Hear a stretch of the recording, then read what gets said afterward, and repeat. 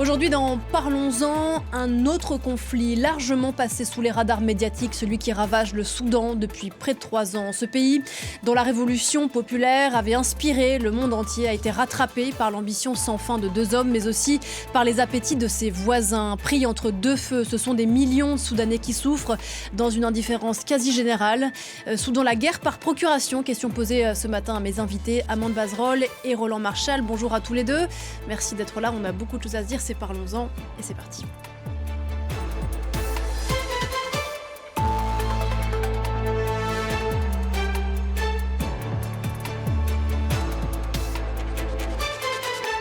Amande Bazerol, bonjour. Bonjour. Bienvenue sur ce plateau. Vous êtes responsable adjointe des programmes humanitaires pour l'ONG Médecins sans frontières et vous rentrez tout juste du Soudan. Vous allez nous raconter dans un instant ce que vous y avez vu et entendu. Roland Marchal, bonjour.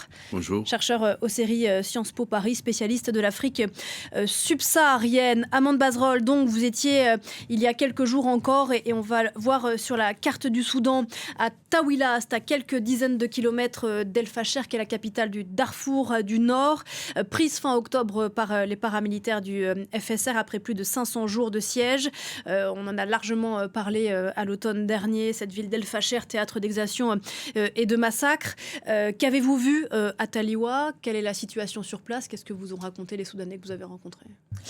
Les récits sont vraiment atroces. Donc aujourd'hui, effectivement, il y aurait entre 600 000 et 1 million de personnes qui seraient à Tawila. Tawila, c'était une toute petite ville. Ça n'était pas du tout une grosse ville. Donc aujourd'hui, ce sont des camps extrêmement étendus, des camps de fortune avec des gens qui vivent dans des conditions extrêmement précaires. Et dans une zone qui n'est donc pas aux mains des FSR aujourd'hui. C'est une zone qui est neutre. Et donc aujourd'hui, ils ont un certain sentiment de sécurité. Mais jusqu'à quand donc on ne sait pas. Les populations sont déplacées soit à Tawila, soit on le sait également au Tchad. Quand il y a eu pendant le siège d'El Fasher, mais aussi après la prise. Donc on a vu encore des gens arriver, mais très peu par rapport au nombre de personnes qu'on s'attendait à recevoir au moment de la prise de la ville. Vous n'avez pas accès, quel que soit au Soudan, aux zones aujourd'hui qui sont sous le contrôle des FSR ? Si, absolument. Nous sommes présents dans des zones où il y a, tout à fait, nous pouvons exercer et nous apportons de l'aide à toutes les populations, quelles qu'elles soient. Donc nous sommes à Tawila, mais nous sommes à Niala, nous sommes à El Genina et nous sommes évidemment à Khartoum, à Guédaref, du côté est. Donc nous avons accès aujourd'hui. Là, les combats se centralisent sur le Kordofan du nord et du sud, où nous essayons d'avoir accès. Et là, c'est des autorisations qu'il faut. Et évidemment, il y a le danger de la guerre et d'être sur une ligne de front. Alors, il y a 2 mois maintenant, effectivement, l'ONU alertait sur les risques que la région voisine du Darfour, donc que le Kordofan, soit le théâtre des mêmes exactions que celles qu'on est connues autour d'El Fasher à l'automne. On a appris ces dernières heures que l'armée avait repris la capitale de cet État du Kordofan qui s'appelle Kadougli. Avant de vous entendre sur le sujet, Roland Marchal, là encore, c'est après un long siège.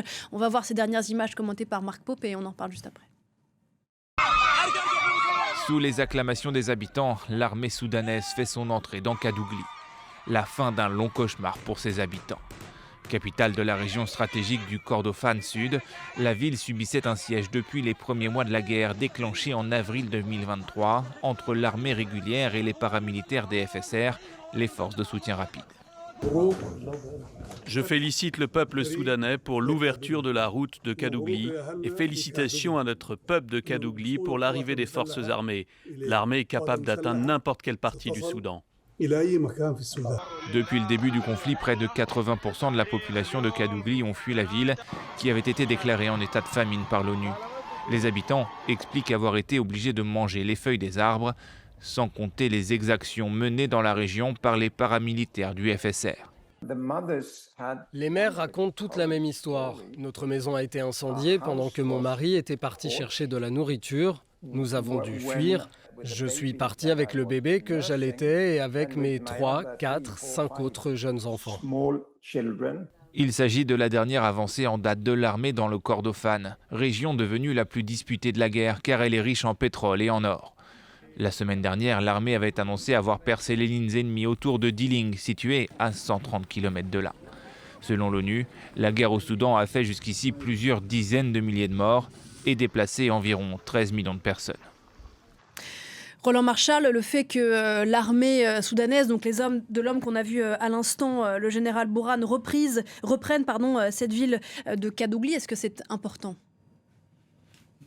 Oui et non. Enfin, c'est important, c'est un moment dans la guerre, mais c'est pas du tout une victoire stratégique. Si vous voulez, le véritable enjeu en ce moment, c'est plutôt le maintien du contrôle de la ville d'El Obeid, donc qui est au Kordofan du Nord. Pourquoi ? Parce qu'à partir de cette ville, vous avez un réseau routier qui vous permet à la fois de retourner relativement rapidement vers Khartoum, ou au contraire d'aller vers des provinces qui sont plus au sud, qui bordent la frontière avec le Sud-Soudan et surtout l'Éthiopie. Et on voit que les forces de soutien rapide ont décidé de lancer des opérations à partir de la frontière éthiopienne. Donc il y a différentes stratégies, mais les gains qui sont ceux d'aujourd'hui de l'armée de Diling, ou d'Alang, suivant l'accent qu'on prend, et de Kadougli, sont significatifs. Il ne faut pas le mésestimer. Il y a une offensive de l'armée qui est annoncée depuis plusieurs mois. Depuis 2 mois, mais je crois qu'encore une fois, on est dans une situation qu'on connaît bien depuis 3 ans, c'est-à-dire que oui, il y aura des victoires de l'armée, mais je crois que les forces de soutien rapide vont également gagner des points. Et ce qu'on voit surtout, c'est qu'il y a une escalade dans les technologies de guerre qui sont utilisées. Et d'une certaine façon, il faut se rendre à l'évidence. Cette guerre ne sera pas gagnée militairement, ni par un camp, ni par l'autre. On va y revenir, bien sûr, et notamment sur l'ingérence des puissances étrangères, sur la question des armes. Mark Pope rappelait que la situation dans la ville de Kadougli ces derniers mois a été catastrophique, alors sans effectivement dire que c'est une victoire militaire importante pour l'armée et les hommes d'Al-Bourhan. Ce qu'on entendait de ce que vivaient les civils était vraiment plus qu'alarmant. À Kadougli. À Kadougli et ailleurs, on l'a vu à El Jenina, on l'a vu à El Fasher, Kadougli, El Obeid est effectivement en train, même s'il y a pareil eu quelques territoires qui ont été gagnés, et donc El Obeid est un tout petit peu moins encerclé aujourd'hui, mais voilà, dès qu'il y a un siège, ce sont les populations civiles qui sont les premières à pâtir de la situation. Alors, ces pratiques du siège, elles sont exercées par les deux camps dans cette guerre au Soudan. Disons, fondamentalement, quand même, c'est les forces de soutien rapide qui sont à l'offensive. Donc, il est assez difficile aujourd'hui. Bon, évidemment, l'armée soudanaise n'est absolument pas en état de faire le siège de Niala, par exemple. Donc, l'armée soudanaise bombarde. Alors, ça fait autant de victimes, mais évidemment, on en parle moins, il y a moins, le dispositif militaire est différent. Donc, je crois, encore une fois, d'abord, quand on dit l'armée soudanaise, il faut être extrêmement prudent parce qu'au-delà des uniformes, il n'est pas du tout sûr que ça soit des contingents de l'armée régulière. C'est très souvent, comme ça se place au Kordofan du Nord, comme ça s'est passé évidemment à El Fasher, ce sont des milices alliées qui souvent portent des uniformes, mais qui n'ont rien à voir avec l'armée.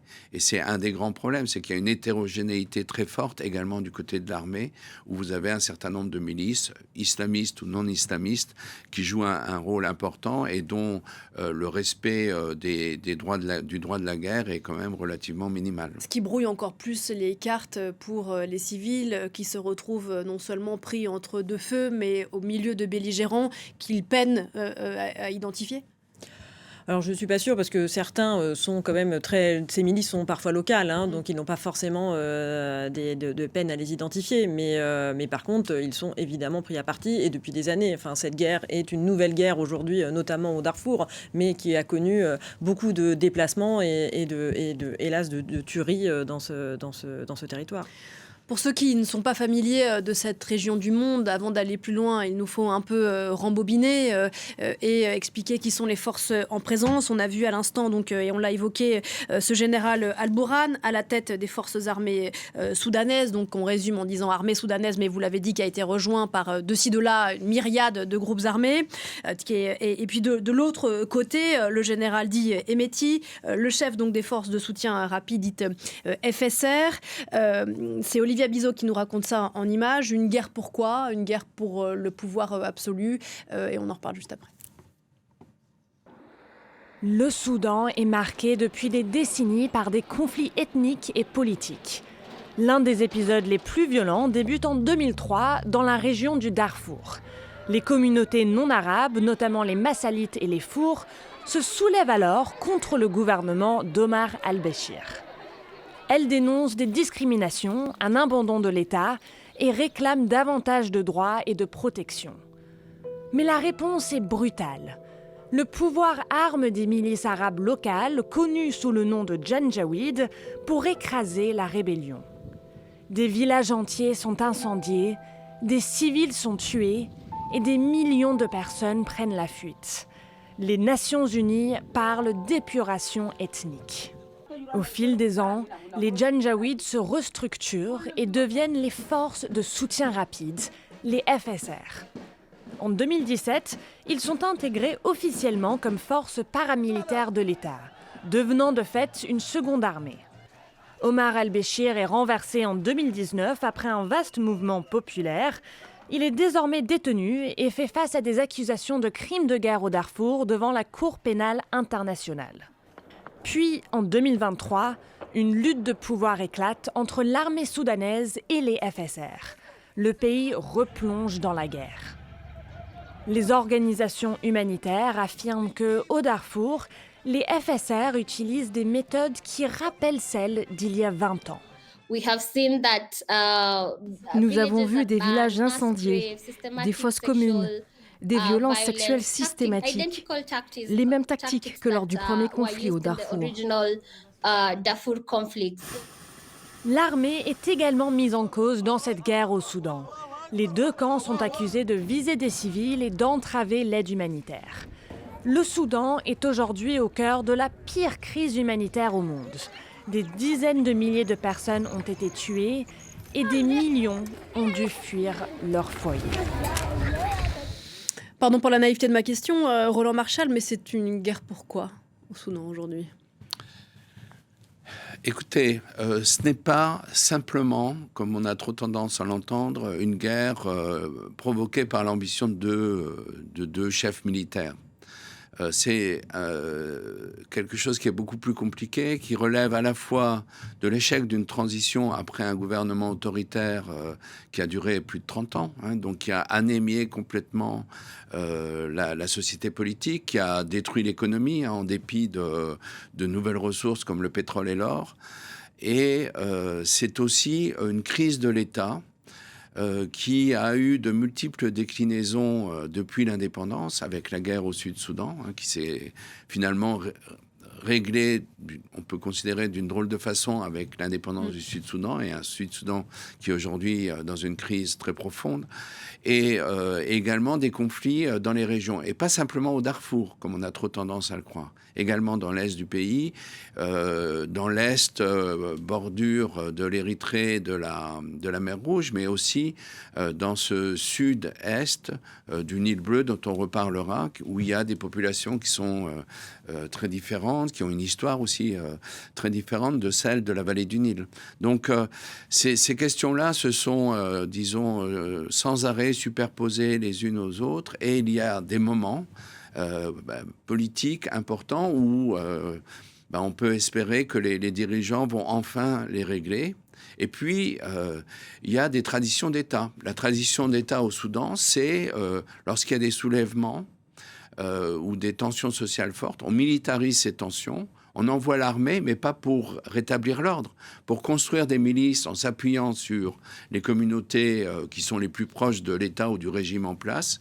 On les arme et ces milices-là rétablissent l'ordre, c'est-à-dire brûlent, pillent, déplacent des populations. C'est ce qu'on a vu pendant des dizaines d'années au Sud-Soudan, c'est ce qu'on a vu au Darfour, c'est ce qu'on a vu au Nil bleu, c'est ce qu'on a vu au Sud-Kordofan.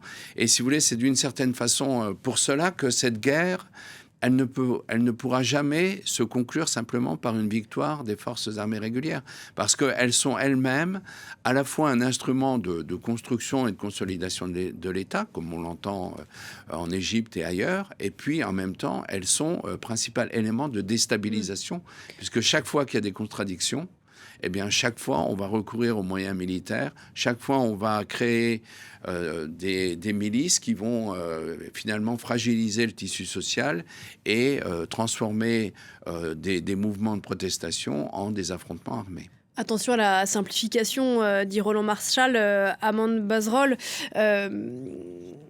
on évoquait à l'instant dans le sujet le fait que les deux camps sont accusés de mener des exactions contre les populations civiles, les FSR qui sont héritiers des Janjaouites, ces anciens militants de la guerre au Darfour. Déjà, est-ce que c'est le cas? Est-ce qu'effectivement ces exactions viennent des deux camps? Et de quel type de violences sont victimes aujourd'hui les Soudanais? Elles sont ethniques, elles sont politiques, ce sont des violences de genre? C'est tout ça à la fois? C'est tout ça à la fois. Nous, ce qu'on constate, c'est que ce que nous avons reçu chez nous à Taouila à la fin, sur les derniers mois du siège d'El Facher, c'était 70% de civils qui étaient victimes de violences de guerre. Donc c'était des blessés de guerre. On en a reçu énormément. Et effectivement, il y avait déjà, c'était des civils. Après, c'était beaucoup des hommes. Et après, on continue à recevoir tous les jours des victimes de violences sexuelles. Alors, essentiellement, les femmes les rapportent, mais en fait, ça touche tout le monde, les violences sexuelles aujourd'hui. Et que nous soyons au Darfour, où alors il y a eu des périodes dans la guerre, hein, donc on est aussi présent à Khartoum, et on a vu ces exactions commises au moment où les violences se font. Aujourd'hui, autour d'El Facher, au de Taouila, il n'y a plus de troupes qui sont présentes, donc évidemment, ça s'est déplacé aujourd'hui, et c'est hélas ce qu'on risque de retrouver aujourd'hui au Kordofan. La stratégie, c'est celle de quoi? De terroriser les populations civiles? En tout cas, c'est ce qui se passe. Je ne pourrais pas dire si c'est une stratégie ou si c'est leur stratégie, mais c'est bien ce que l'on constate aujourd'hui, nous, de ce que nous recevons. Un des problèmes qui se pose, et qui est une des nombreuses complexités de cette crise, c'est que, suivant les régions, les problèmes ne sont pas les mêmes. Et donc, les clivages que vous allez avoir entre communautés, qui vont être instrumentalisés par les groupes armés, les forces de soutien rapide à l'armée, sont de nature différente. Au Darfour Ouest, donc près de El Geneina, où vous avez eu les premiers grands massacres, la dimension de conflit foncier est essentielle pour comprendre ce qui s'est passé. Et vous avez eu un espèce de consensus, vraiment une bataille, je dirais, groupes arabes contre massalites, une unité comme vous retrouverez nulle part ailleurs au Darfour. Et là, c'est lié à un conflit très particulier sur le foncier que jamais l'État soudanais et jamais la communauté internationale, qui n'est pas avare de promesses, n'a voulu vraiment traiter sur le fond. Ailleurs, au Darfour du Nord, ce qui s'est posé, c'est-à-dire la bataille d'El Facher, qui a été une bataille extrêmement sanglante, avant, pendant et après, ce qui a été en cause, et ce qu'on voit encore aujourd'hui dans les combats, c'est finalement le rôle d'une communauté, les Agawa, qui fournit l'épine dorsale des principaux groupes armés du Darfour depuis 20 ans, 25 ans, et qui est allié avec le gouvernement de Khartoum.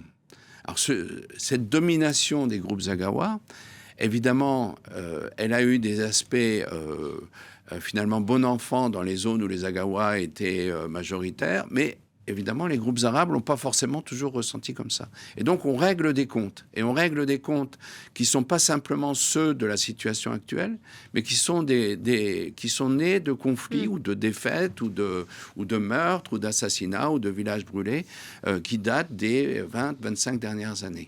Et donc, il est évident que quand vous regardez ça de l'extérieur, vous êtes étonné du niveau de violence, parce que vous ne voyez pas les contradictions immédiates justifier une telle violence, mais c'est une violence accumulée de griefs, vrais ou faux d'ailleurs, hein, parce qu'il y a beaucoup de réécritures de l'histoire. C'est un millefeuille d'enjeux locaux et nationaux. Et le problème qu'il y a, et c'est là où il faut être très clair, c'est le gouvernement soudanais, parce que c'est quand même d'abord à lui qu'incombe la résolution de ces problèmes, n'a jamais voulu le faire. Quand il a voulu le faire, ça a été en employant la méthode la plus violente.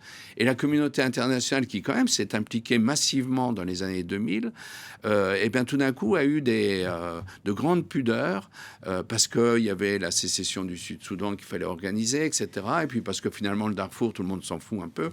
pour régler ces problèmes-là. Et ces violences-là, elles se sont, si vous voulez, elles se sont traduites par le maintien des Janjaweed, puis leur tentative de contrôle en les institutionnalisant, en faisant la police des frontières, puis les forces de soutien rapide. Mais de fait, comme je le disais précédemment, ces milices-là sont devenues la véritable infanterie de l'armée soudanaise pendant la décennie des années 2010, réglant les problèmes et de quelle façon au Darfour, au Kordofan, dans l'est du pays, et puis ensuite allant combattre au Yémen et en Libye pour être stipendiés par les uns et les autres. S'il nous faut schématiser, alors j'entends bien qu'il faut faire attention à la simplification, mais après 3 ans de guerre, et on va revenir sur les bilans humains qui sont effroyables, le rapport de force, quel est-il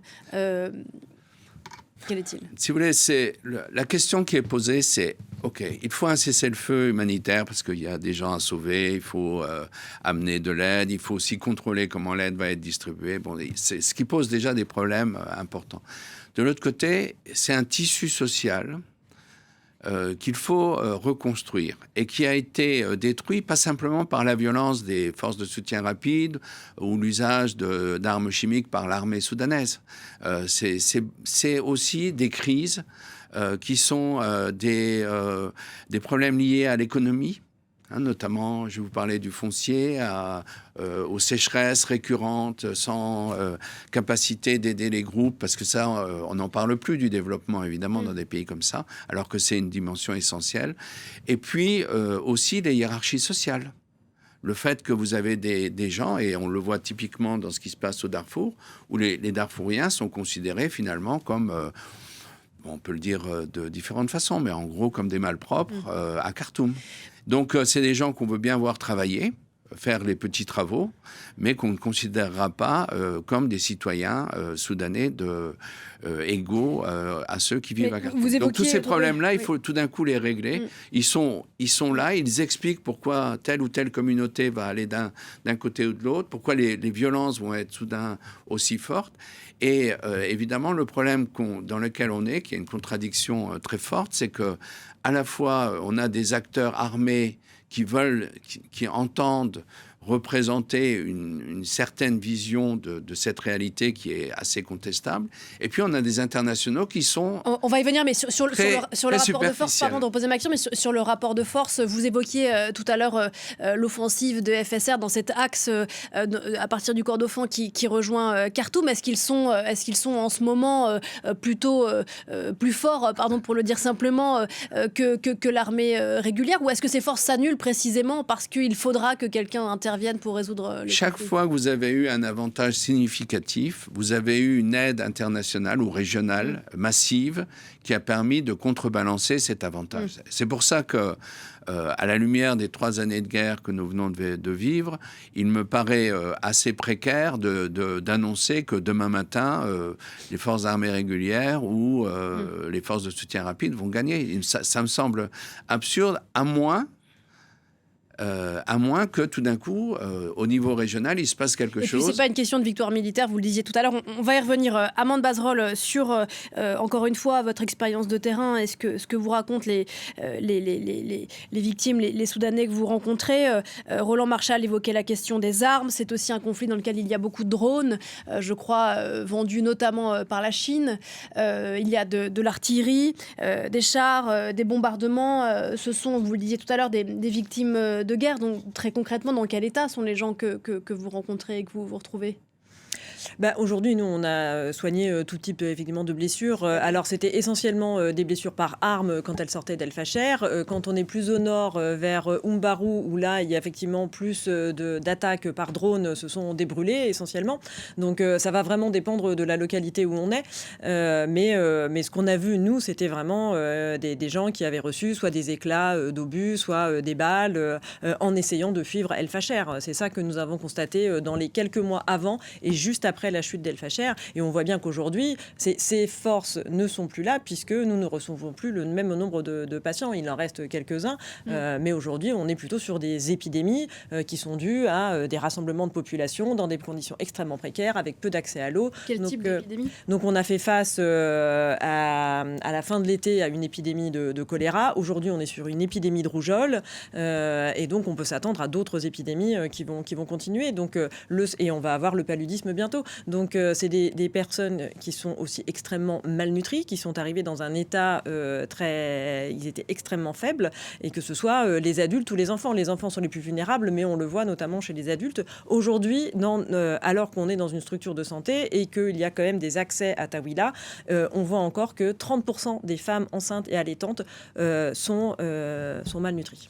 Et vous avez les moyens de faire face à la demande ? Alors, le problème, c'est que, alors pas à MSF tout seul, il y a évidemment d'autres organisations, mais ça n'est pas suffisant. Aujourd'hui, le programme alimentaire mondial le dit, c'est qu'on peut prendre des gens dans des programmes de malnutrition, mais si derrière, on ne leur redonne pas à manger, on ne peut pas les sortir de ce statut. C'est forcément un cercle vicieux. Donc aujourd'hui, le programme alimentaire mondial essaye d'accéder aux populations, mais est extrêmement sous-financé aujourd'hui par rapport au volume de personnes auxquelles il faudrait apporter du soutien aujourd'hui. Sachant que l'ONU parle du Soudan comme la pire crise humanitaire du monde, il ne me semble pas qu'on en parle régulièrement de la pire crise humanitaire. Non, on n'en parle pas et elle est d'autant plus difficile que aujourd'hui on est sur un territoire extrêmement vaste et en plus les personnes sont déplacées ou réfugiées dans d'autres pays. Donc ça nécessite énormément de moyens pour pouvoir accéder à une population. C'est plus de 12 millions de personnes qui ont été forcées de se déplacer, soit à l'intérieur du pays, soit à l'extérieur dans les pays limitrophes.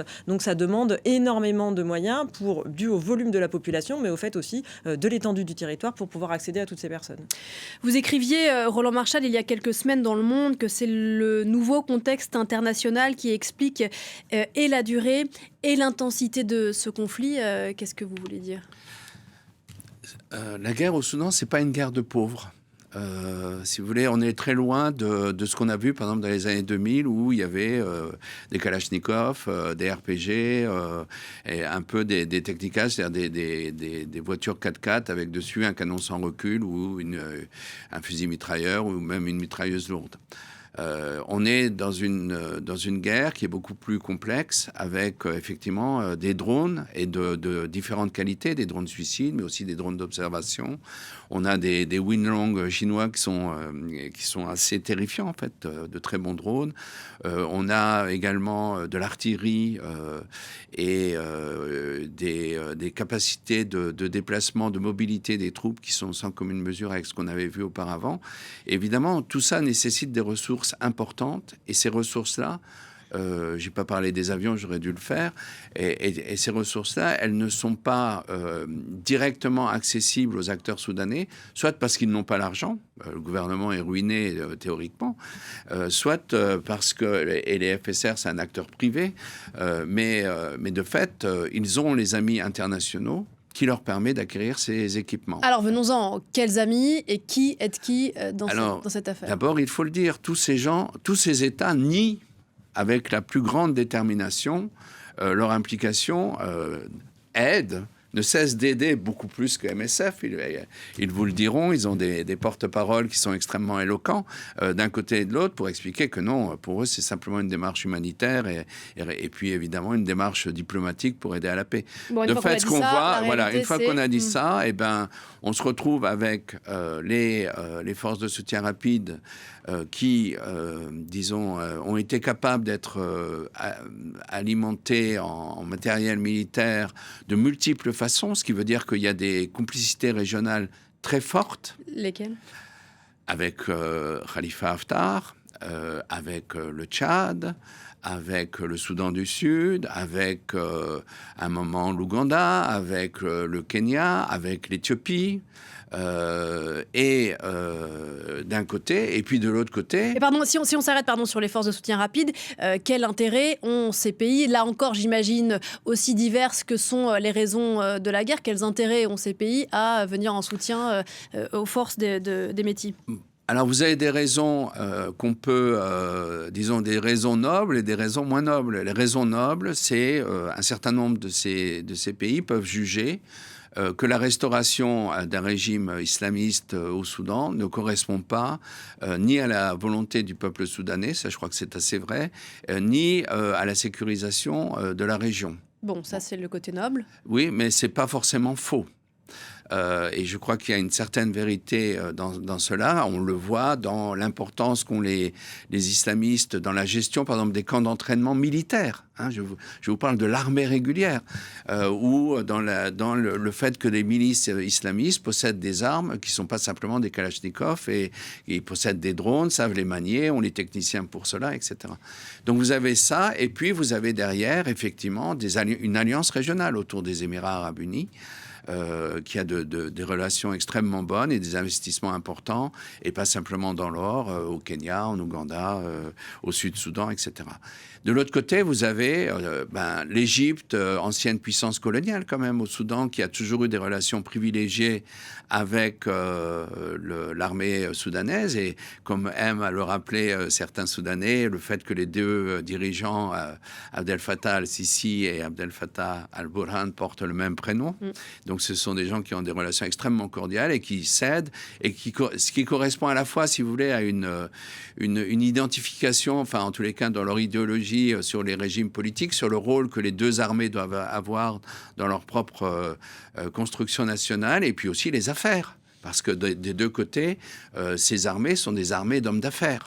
Et là, pour reprendre la question de cette émission, une guerre par procuration, là où les Émirats arabes unis peuvent soutenir les forces de soutien rapide, on a le Qatar qui est accusé de soutenir... Le Qatar a une position intéressante parce qu'il n'est pas en première ligne.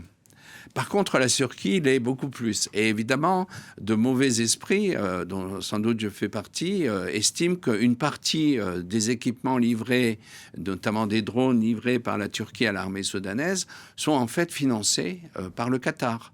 On estime aussi, au-delà de ce que la Turquie peut donner de façon indépendante, que l'Arabie saoudite, qui a été dans les 2 premières années, a tenté une médiation avec une certaine neutralité, à cause des rivalités qui se sont aiguisées pour de nombreuses raisons avec les Émirats, et sans doute à cause de ce qui s'est passé au sud du Yémen récemment, a sans doute plus de velléité aujourd'hui de financer des achats d'armes pour l'armée soudanaise. Et très certainement, l'Arabie saoudite jouera un rôle important dans la reconstruction du gouvernement à Khartoum dans les semaines et les mois qui viennent.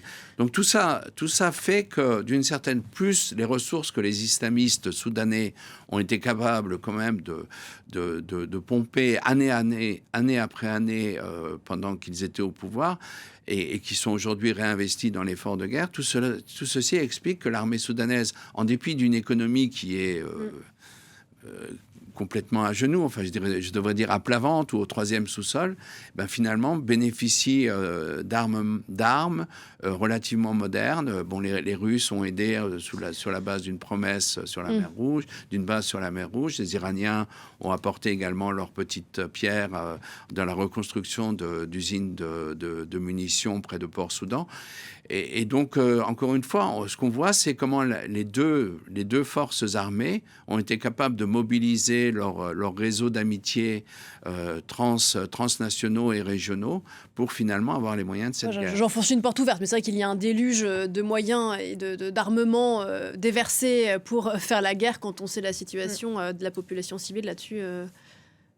Sur les moyens qui sont en œuvre, ça met toutes les populations à risque. Aujourd'hui, on l'a vu, ce sont ces moyens, les drones aujourd'hui, on les voit partout, et on ne s'attendait effectivement pas nécessairement à trouver ce type de menaces dans ce type de contexte, mais qui se développe. C'est quotidiennement aujourd'hui que sur les endroits où nous opérons, il y a des tirs de drones, donc mettant en danger, qui nous amènent du coup, nous, des patients que nous devons prendre en charge, qui sont de plus en plus complexes, parce que ce type de blessure nécessite des chirurgies extrêmement complexes, dont des moyens qu'il faut développer pour pouvoir le faire, mais également met toujours en danger des populations civiles qui ne sont pas nécessairement la cible, puisque ce sont des drones qui sont extrêmement précis, mais il y a toujours des dommages collatéraux dans ces attaques.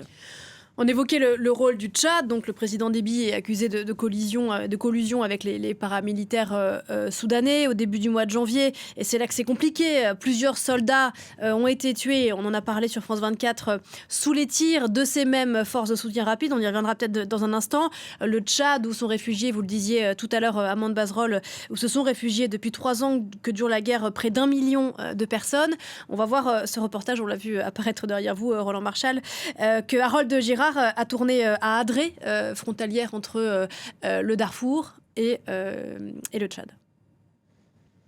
Selon plusieurs ONG, observateurs internationaux, les combats se sont intensifiés dans la région du Darfour, au Soudan, depuis la prise de la capitale par les forces gouvernementales. Conséquence, les civils soudanais affluent de nouveau vers le Tchad. Chaque jour, c'est au minimum plusieurs centaines de personnes qui arrivent en territoire tchadien depuis cette région du Darfour.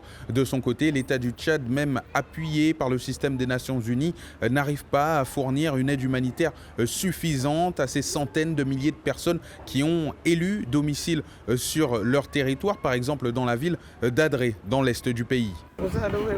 On a dû me transporter sur une charrette pour m'emmener à l'endroit où on distribuait les bons pour les réfugiés. Cette carte me donne accès à des céréales, seulement quelques kilos de vivres. Le plus souvent, on a droit à cette portion chaque mois, mais en fonction de la période, ça peut être tous les 2 mois. C'est vraiment insuffisant, on ne peut pas survivre et on n'a pas d'argent.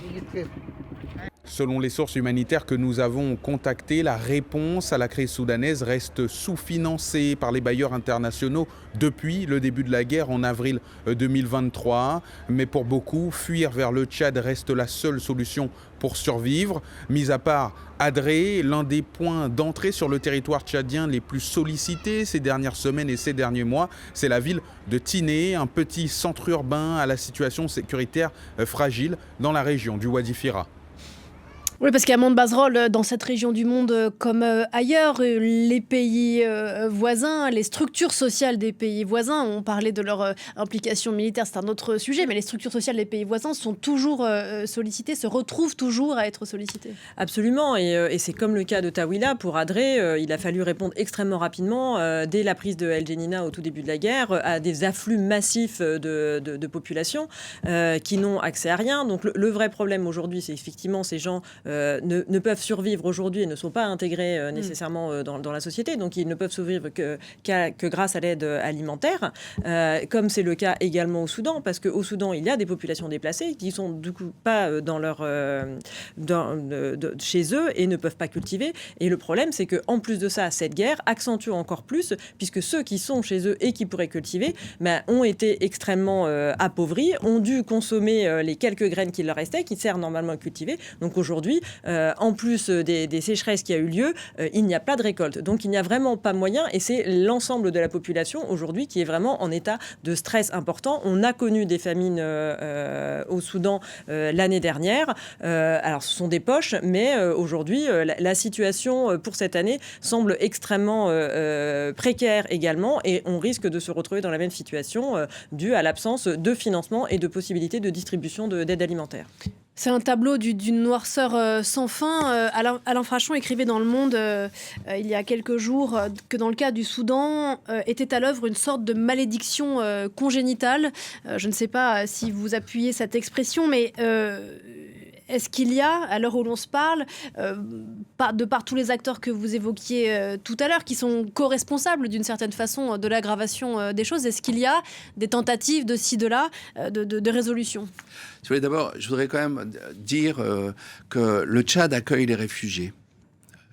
Alors on peut nuancer, critiquer, enfin il y a beaucoup de choses à dire sur ce qui se passe au Tchad sans doute, mais l'Égypte le fait beaucoup moins. Et on regrette ça d'autant plus que l'Égypte avait un traité de libre circulation avec le Soudan. Donc oui, les États de la région font des efforts. Le Sud-Soudan aussi accueille des déplacés dans des situations qui sont encore 10 fois plus difficiles qu'au Tchad. Mais il y a des États de la région qui font preuve d'une certaine générosité, puis il y en a d'autres qui le font moins. Les internationaux ne font pas preuve de générosité. D'accord, il faut quand même le souligner. Donc ça c'est la première chose. La deuxième chose, c'est que La question qui est posée, c'est finalement qu'est-ce qu'il faut? C'est-à-dire, on voit qu'il y a des débats. Il y a aujourd'hui une médiation américaine qui dit en gros l'urgence absolue, et ça rejoint un peu des préoccupations des humanitaires, c'est un cessez-le-feu, des corridors humanitaires, l'accès à l'aide humanitaire par toutes les populations, etc. Ce qui est très noble. Tout à fait décent et en même temps, je crois, profondément irréaliste. Alors, pourquoi c'est irréaliste et pourquoi les différentes tentatives d'aboutir à ça ont échoué jusqu'à présent? Eh bien, c'est parce que les acteurs armés, non seulement sont convaincus, chacun dans ses petites certitudes qu'ils peuvent gagner contre l'autre, mais c'est aussi le fait que cette médiation internationale ne donne aucune feuille de route sur ce qui va suivre après. Ou alors elle donne une feuille de route qui est complètement évanescente, c'est-à-dire il y aura un régime civil où les acteurs armés ne joueront plus de rôle. Alors si vous voulez, il y a quand même une logique.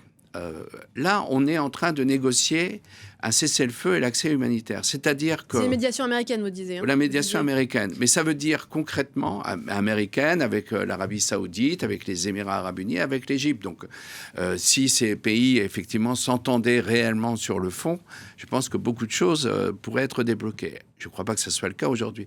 Mais fondamentalement, quand vous négociez un cessez-le-feu, les humanitaires le savent bien, vous consolidez la légitimité des acteurs armés. Donc, je vois très mal un moment où on va consolider la légitimité des acteurs armés d'un côté et de l'autre, et de leurs soi-disant administrations, qui existent ou qui existent moins, pour ensuite leur expliquer que dans 6 mois ou dans 1 an, ils ne joueront plus aucun rôle politique et ils auront le droit de rester dans leur casernement. Ça me paraît complètement irréaliste et c'est aujourd'hui un des grands problèmes. Un deuxième problème qui est posé et qui est vraiment un problème, c'est-à-dire où il faut un débat d'abord au sein des Soudanais et puis aussi peut-être une réflexion internationale. Des Soudanais, pardon, je vous coupe, mais qui ont quand même, il y a quelques années, fait preuve de leur extraordinaire désir de changement et capacité et désir de changement après 30 ans de dictature. Le deuxième problème, et on vient là-dessus, c'est le fait qu'il y a une force politique soudanaise qui a été renversée en 2019, les islamistes. Ces gens-là ne sont pas simplement quelques hurluberlus qui étaient au pouvoir. Ils représentent quelque chose dans la société soudanaise. Il y a eu un soulèvement populaire dont vous avez parlé, qui les a marginalisés. Ils n'ont plus le droit à l'expression politique. Ils n'occupent plus aucune place dans l'échiquier politique actuel. Ces gens-là, aujourd'hui, sont les jusqu'au-boutistes dans la guerre. Et ils le seront jusqu'au moment où on leur dira ce à quoi ils peuvent s'attendre si jamais il y avait une médiation, un processus de pacification du pays. Là-dessus aussi, il y a d'énormes tabous. Alors encore une fois, c'est pas surtout pas un chercheur à prendre des décisions pour une population. Les Soudanais eux-mêmes sont confrontés à ce choix-là, les médiateurs internationaux aussi. Mais il est très clair que dans une telle situation, les islamistes continueront comme ils l'ont fait depuis, et sans doute en déclenchant eux-mêmes la guerre le 15 avril, parce qu'on évite de parler de ce jour précis, des événements au petit matin qui ont déclenché cette confrontation entre l'armée régulière et les forces de soutien rapide. Beaucoup de gens, dont moi, sont convaincus que les islamistes ont joué un rôle important à ce moment-là. Et depuis ce moment-là jusqu'à aujourd'hui, les islamistes, enfin une grande partie des islamistes, pas tous les islamistes, sont convaincus qu'il faut la guerre. Il faut la guerre absolue jusqu'au bout, quitte à détruire tout le pays, mais à finalement revenir à un régime qui était celui du début de janvier 2019. On sent quand même dans vos mots que l'espoir d'une résolution est faible à ce stade. Amand Bazrol, j'évoquais dans l'introduction de cette émission que c'est ce Soudan, et je crois que je peux dire que notre rédaction est peut-être l'une des rares à parler régulièrement de la situation au Soudan et largement passée sous les radars médiatiques parce qu'on n'a sans doute pas envie de voir ce qui se passe dans cette région du monde. On en parle au moment d'événements, la prise Al-Fasher en était un.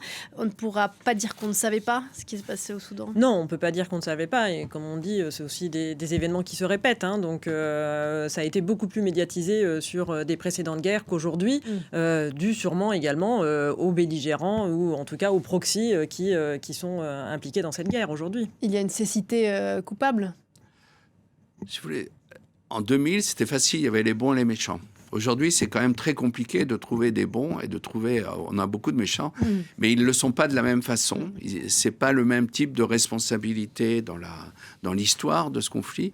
Et puis, en même temps, il y a la guerre depuis 3 ans au Soudan. Est-ce que la Libye a été déstabilisée? Non. Est-ce que le Tchad a été déstabilisé? Non. Est-ce que la RCA a été déstabilisée? Non. Est-ce que le Sud-Soudan a été déstabilisé? Oui. Mais pas à cause de ce qui s'est passé avec le Nord-Soudan, c'est à cause de ce qui s'est passé à Djouba. Donc voilà. Et de la même façon pour l'Éthiopie. L'Éthiopie est déstabilisée, mais il faut rendre hommage au talent du Premier ministre qui a une capacité de déstabiliser son propre pays. Et puis il y a eu 2 conflits majeurs dans le monde aussi qui ont écrasé l'actualité médiatique, évidemment. Merci en tout cas d'avoir pris le temps ce matin sur ce plateau. Amande Bazerol, responsable adjointe des programmes humanitaires pour MSF. Roland Marchal, chercheur aux séries Sciences Po. Une émission à revoir en replay, réécouter en podcast. On se retrouve juste après la pause pour le journal de 11h. À tout à l'heure.